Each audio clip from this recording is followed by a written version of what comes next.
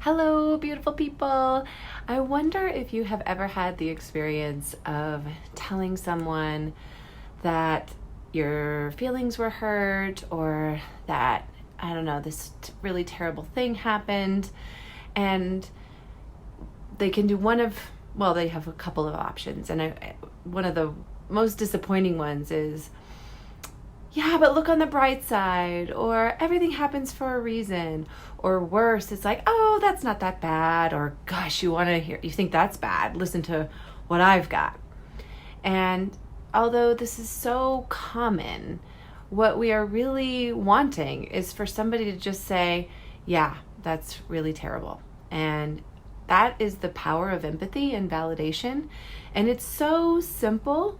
It's just a simple recognizing of pain. Even if the person is telling you that you're the one that hurt their feelings, even if you don't agree with it, a pause of just like, yep, I can see that. I can understand that. I hear that you're in pain, or I hear that I hurt your feelings, and I really want to understand it, and I want to do better. Pausing there. Just that simple sentence of, I see you, I see that you're in pain, I know that you're here, and how you're actually doing is important to me. Even if it's a feeling of sadness or fear or anger, one of those not so nice, uncomfortable sensations that we all try to stay up and out of.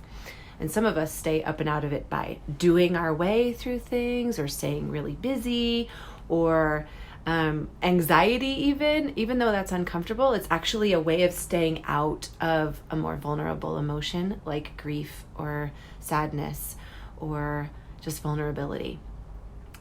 And so, although those are simple, like, yep, I see you, I got you, I can sit with you in this uncomfortable sensation, what we're usually met with is some form of minimizing or gaslighting, like, oh, it's going to be okay, or God doesn't give us anything that we can't handle, or whatever it is met with. And the reason that it is so hard for us to just do a simple act of empathy is because usually it triggers something. It triggers some kind of defense or anxiety response. And we either feel like we have to fix it, like, oh my God, what can I do? Or we're triggered, so we try to get in there with people, and we're like, oh my God, that's so terrible. Or let me call your mother for you. I'll fix it for you. Or what do I need to do? And whatever. Or even we're just being told, like you're saying, oh, I'm having a bad day. And somebody goes, oh, don't be upset about that. You don't need to be angry about that. We do that to our kids a lot. Like, don't be sad, don't cry, don't be mad, whatever. And what we're really missing is this opportunity for people to feel connected. And the other side of that is, kind of over positivity, right? Like, well, look on the bright side, or just, everything happens for a reason, like I said, or, all this sort of over positivity. And what we're missing is a recognition of people being in pain.